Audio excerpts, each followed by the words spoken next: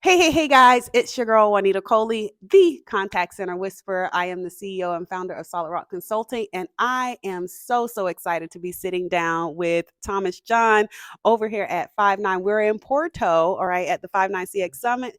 Thomas, thank you so much. You could be anywhere, and I know it's been madness going on, madness in a good way. It's been so much joy, so many connections, so many great, authentic conversations. So you could be anywhere, Yep, and you've been some of everywhere, that's right. but you're taking the time to sit down and talk to me. So I really appreciate it. So let's hop right in. Yeah. First question, tell hmm the people, okay, tell the people your title and what your day to day looks like at Five Nine. Sure. Well, thank you. I should use the mic. So yes, I'm Thomas John. I work for Five9. I've been here now for 5 years, and my role is Vice President of Partners, International and EMEA. So EMEA stands for Europe, Middle East, and Africa, and international is pretty much everything outside of US and LATAM. So all the partners that provide all the business and support is through our team, Juanita. Okay. What does your I know we're sharing, right? We've been having so much fun that the other mic has gotten lost, Right. okay? So this our business, okay? Anyway, so tell me, what does your day-to-day look like with managing partners on a global scale? You did ask that. I should have said that. Yeah, and it's 5 in 9, right? 9 in 5. Let's do it. On a global scale, day to day, my team just makes sure those partners are looked after. So that's enablement, that's onboarding, making sure that they have everything they need from 5 9 as a resource point of view to make the customer first. We kept on hearing that, right? All the Hmm. way through this Yes. thing, you heard joy. Yes. Well, what does that mean, joy? Well, joy to the agent. That's a great place to start. Joy to the end users, but also what about the partners? How many partners were here? About 100 partners were here with us in Porto, enjoying this time together. Absolutely. And you know what? You can only know that if you come in person here in Porto and you've experienced it. We all get on, right? And that's something you can't measure unless you come and experience it. That's my opinion.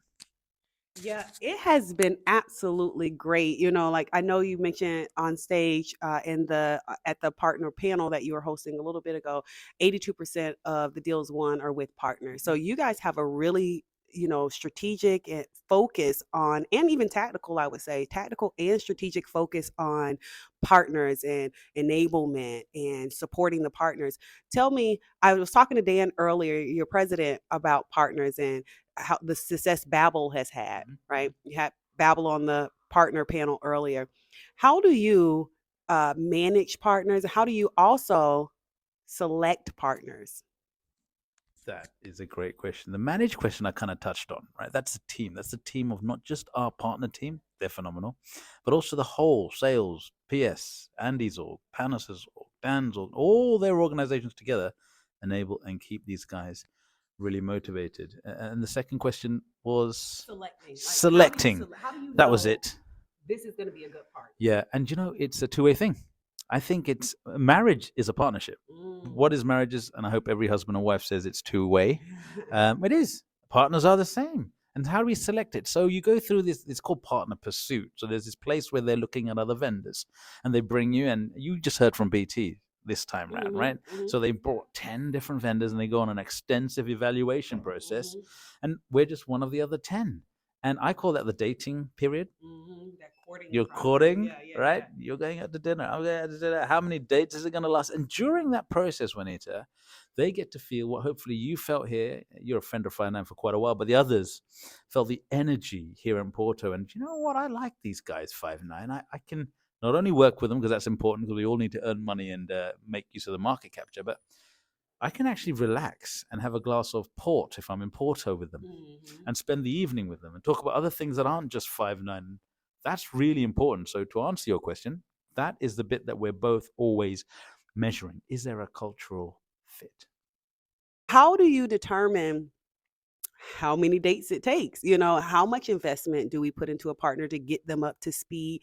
And I'm sure it's a two-way street, but is a good ramp period for a partner? Like, when should a partner expect, okay, we're enabled, we should be able to start seeing deals in the pipeline, and we're bringing value to our customers, so forth and so on? What should they expect? That's an amazing question. And you know what? That's why it's hard to just do this 5 to 9 thing and 9 to 5 thing because it's like, right, where do I start with that? Because actually, Babbel did have seats. They had another cloud provider. So they had a few thousands on there Mhm. before they joined. So they were coming out thinking they're not providing that to us. And Mm. I'm probably going to get in trouble if I continue down the dating analogy, but because you said at what point does it, all right, the dating's over and one of us have got to propose, and well, it's usually them because they're looking for a proposal and now we got to get married. And that's what, when you get married as a partner, then as you said, you got into enablement and getting business together. Let's carry on with the analogy, kids together. You like the analogy, right? Yeah, So when does that end? That ends when both people feel, I trust this person. I can trust this person. And that's why this analogy probably is pretty good. That's what marriage is, right? I'm coming into this not for 1 week. Our partnership's Babbel, 4.5 years.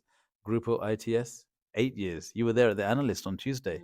He said 8 years. These guys have been partners. So that speaks of longevity and trust. So the process ends recently quicker and quicker, unless, of course, it's a big partner like the one we announced, right? That was actually nearly a 2-3 year process, but that's because of the size of the company. Other than that, the trend I'm seeing now when people get into the dating process with us is it's getting shorter and shorter and shorter, because after a little while, they're like, these are the guys we've got to choose. Yeah. I knew from day one. The moment I saw I you- knew from first sight. If we're sticking with the analogy, I knew at first sight. All right. Listen. Okay. So tell me, what would be your advice to a up and coming partner? Like, so a partner that's new, or they're wanting to expand. Maybe they're not a new partner, but they're wanting to expand into regions that they haven't been in and different things like that. What would be your advice to them, seeing so many partners and some of the wins and lessons learned that they may have experienced?